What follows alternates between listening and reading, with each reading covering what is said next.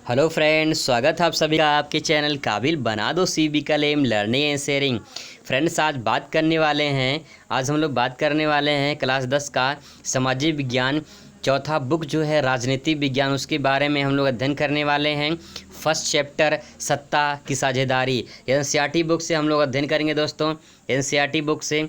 और जो है पहला लेसन राजनीति विज्ञान, कुछ इंपॉर्टेंट प्रश्न है उसको हम लोग अध्ययन करने वाले हैं। अभ्यास प्रश्न है कुछ, उसको अध्ययन करने वाले हैं। यहाँ पे आपके दिमाग में कन्फ्यूजन एक हो सकता है कि यहाँ पे सीबीएसई बोर्ड लिखा हुआ है, तो आपको पहले बता चुका हूँ। यहाँ बता रहा हूँ कि ये जो है यूपी बोर्ड में भी काम करेगा। ये जो है आपका यूपी बोर्ड में भी काम करेगा, क्योंकि एनसीईआरटी बुक यूपी बोर्ड में भी लागू हो चुका है। तो आइए हम लोग क्वेश्चन पे बात करते हैं। पहले यहाँ पे समान जानकारी के अनुसार कुछ इंपॉर्टेंट प्रश्न पे नज़र डालते हैं। तो जो एक नंबर के सवाल पूछ सकते हैं वहाँ से हम लोग उसको पुट अप करते हैं। तो पहला क्वेश्चन ये है कि बेल्जियम में देश की कुल आबादी का 59% हिस्सा फ्लेमिश इलाके में रहता है और डच बोलता है। ठीक है, बेल्जियम में देश का कितना प्रतिशत आबादी? लगभग 59% आबादी, 59% आबादी जो है फ्लेमिश इलाके में रहता है। बेल्जियम का शहर फ्लेमिश, वहाँ पे रहते हैं। तो और वो अपने को क्या बोलते हैं? वो डच बोलते हैं। ठीक है, वो अपने आप को क्या बोलते हैं? डच। भारत में आए थे ना, तो अपने को क्या बोलते हैं? वो डच बोलते हैं। ठीक है, चलिए अगले पॉइंट में बात करते हैं हम लोग। अगला जो पॉइंट हमारा रहेगा वो अगला पॉइंट ये है, 40% लोग वेलोनिया क्षेत्र में रहते हैं और अपने आप को क्या बोलते हैं? ये फ्रेंच बोलते हैं। पॉइंट ध्यान से समझेंगे, फ्रेंच लोग भारत में आए थे। ठीक है, फ्रांसीसी लोग। तो यहाँ पे डच बोलते हैं कहाँ के लोग? बेल्जियम के देश के कुछ 59% लोग जो आबादी हैं, जो फ्लेमिश इलाके में रहते हो, अपना को डच बोलते हैं। दूसरा पॉइंट में 40% लोग जो बेलोनिया क्षेत्र में रहते हैं वो अपना क्या बोलते हैं? अपना को फ्रेंच बोलते हैं। ठीक है, यहाँ पे दो क्वेश्चन है जो इंपॉर्टेंट प्रश्न बन सकते हैं यहाँ से। अगला जो पॉइंट है, श्रीलंका में सिंहलियों की संख्या कुल जो है लगभग 74% है। श्रीलंका में जो है जो जनसंख्या है, उसकी जनसंख्या का सिंहलियो जनसंख्या जो है वो कितनी परसेंट है? 74% है। ठीक है, अगला क्वेश्चन है, श्रीलंका में 1956 में एक कानून द्वारा सिंहलियों को राजभाषा घोषित कर दिया गया था। 1956 में एक कानून द्वारा सिंहली को राजभाषा घोषित कर दिया गया था। जैसे कि इंडिया में हिंदू मुस्लिम सिख ईसाई होते हैं, वैसे ही श्रीलंका में सिंहली जो है जनसंख्या आबादी पाई जाती है, जनसंख्या। अगले क्वेश्चन में बात करें तो 1948 में श्रीलंका स्वतंत्र राष्ट्र बना। ठीक है, 1948 में श्रीलंका जो है स्वतंत्र राष्ट्र बना तथा सिंहली समुदाय के नेताओं ने अपने बहुसंख्या के बल पर शासन का प्रभुत्व जमाना चाहा। ठीक है, 1948 में जो है श्रीलंका स्वतंत्र राष्ट्र बना और उसके बाद जो है वहाँ पे सिंहली समुदाय की जनसंख्या ज़्यादा थी, तो इसलिए उन्होंने क्या किया? उन्होंने कहा कि भाई हम जो है सत्ता जमाएंगे, यानी सत्ता जो है शासन करना चाहेंगे। शासन करने के लिए अपने आप क्या किया? अपने आप को एक बल स्थापित कर दिया। ठीक है, अगला पॉइंट है 1956 में कानून बनाकर सिंहली एक मात्र राजभाषा घोषित कर दिया गया। 1956 में क्या किया? एक कानून बनाया गया जिसमें सिंहली को एक मात्र राजभाषा घोषित कर दिया गया कि भाई सिंहली जो है वो अपना अलग उनकी एक राजमात्र भाषा रहेगी। अगला पॉइंट है ये कि बेल्जियम ने साझेदारी का परिचय दिया और अपने संविधान में संशोधन करके ऐसा प्रावधान किया कि किसी को बेगानेपन का एहसास ना हो। कितनी बढ़िया बात कही गई है।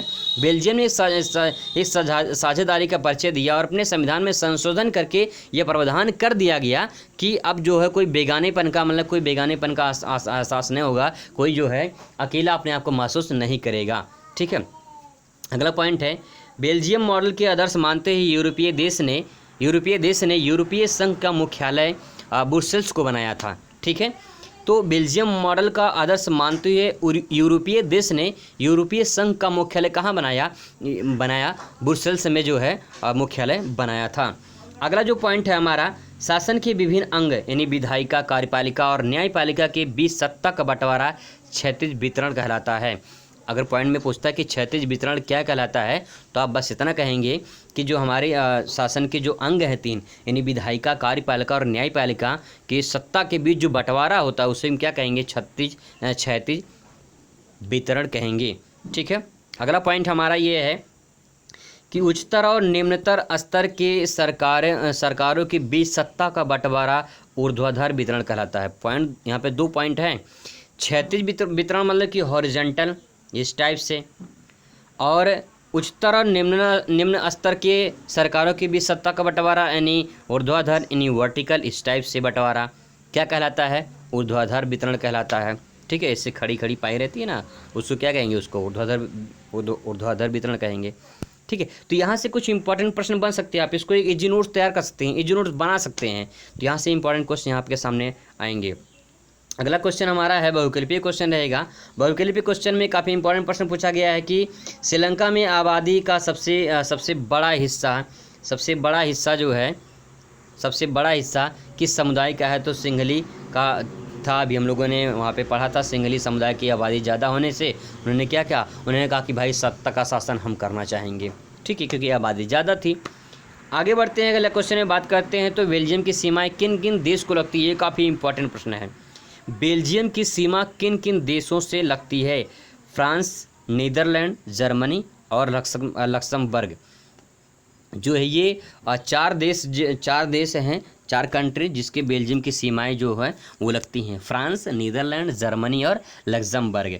अगर आपको ट्रिक चाहिए दोस्तों, आप कमेंट करके बता सकते हैं, मैं आपको बेहतरीन ट्रिक के माध्यम से आपको जो है अध्ययन करवाऊंगा। ठीक है, चलिए आगे बढ़ते हैं, नेक्स्ट क्वेश्चन पे हम लोग बात करते हैं। अगला क्वेश्चन जो हमारा रहेगा, अगला क्वेश्चन है कि 1970 से 1993 के बीच बेल्जियम के संविधान में कितनी बार संशोधन किया गया, तब आंसर होगा 4 बार संशोधन किया गया था। 1970 से 1993 के बीच बेल्जियम की संविधान में कितनी बार संशोधन किया गया, तब आंसर होगा 4 बार संशोधन किया गया।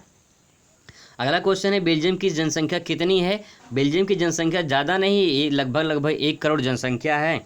1 करोड़ जनसंख्या है, जो कि आप समझ सकते हैं कि अगर यूपी की बात करें तो यूपी के तकरीबन जनसंख्या 20 करोड़ से भी अधिक हो चुकी है।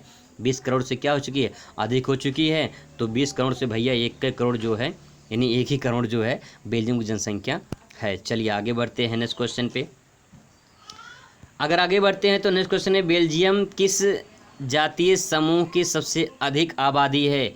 तो वहाँ पे आबादी जो थी वो फ्लेमिश थी, जो अपने आप को क्या कह रहे थे, अपने आप को डच कह रहे थे, अपने आप को क्या कह रहे थे, डच कह रहे थे। यानी बेल्जियम में किस जातीय समुदाय की सबसे अधिक आबादी थी, तो फ्लेमिश की। ठीक है, डच जो बोलते थे अपने आप को। अगला क्वेश्चन हमारा ये है कि अगला क्वेश्चन है बहुसंख्यकवाद सिद्धांत के कारण किस देश में गृह युद्ध हुआ था, तब श्रीलंका आंसर होगा। बहुसंख्यक सिद्धांत के कारण जो है किस देश में गृह युद्ध हुआ था, श्रीलंका में।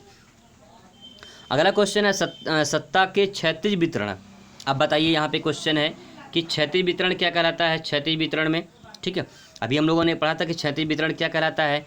क्षैतिज वितरण यानी जो वर्टिकल होता है, यानी इसमें कार्यपालिका, न्यायपालिका, व्यवस्थापिका जो वितरण होता है उसे क्या कहते हैं, उसे कहते हैं हम लोग क्षैतिज वितरण। ठीक है, क्षैतिज वितरण कहते हैं। आगे बढ़ते हैं नेक्स्ट क्वेश्चन पे। यूरोपीय संघ का मुख्यालय कहाँ पे है। यूरोपीय संघ का मुख्यालय कहाँ पे है, ब्रुसेल्स में है। ठीक है, अभी हम लोग पढ़े थे वहाँ पे। आगे बढ़ते हैं नेक्स्ट क्वेश्चन पे। कौन सी जातीय समूह ब्रुसेल्स में बहुसंख्यक है। कौन सी जातीय समूह ब्रुसेल्स में बहुसंख्यक है, तो फ्रांसीसी भाषा के लोग वहाँ पे जो है बहुसंख्यक यानी बहुत सी संख्या में हैं। अगला क्वेश्चन हमारा है, अगला क्वेश्चन है बेल्जियम में जर्मनी भाषी लोग कितने प्रतिशत हैं, 1% हैं। बेल्जियम में जर्मनी भाषी लोग कितने प्रतिशत हैं, 1% हैं। अगला क्वेश्चन है कि निम्नलिखित में से 1956 में श्रीलंका में राजभाषा का दर्जा किसे दिया गया, तब आंसर होगा सिंहली। ठीक है, सिंहली का राजभाषा का दर्जा दिया गया। तो यहाँ से कुछ इंपॉर्टेंट बहु के लिए प्रश्न दोस्तों, तो आप यहाँ समझ सकते हैं। ठीक है, जो 1 नंबर सवाल पूछ सकते हैं। आपसे मुलाकात होगी अगली वीडियो में जो थ्योरी से लेकर आएंगे। तब तक दोस्तों खुश रहिए, मस्त रहिए और पढ़ाई में व्यस्त रहिए। धन्यवाद।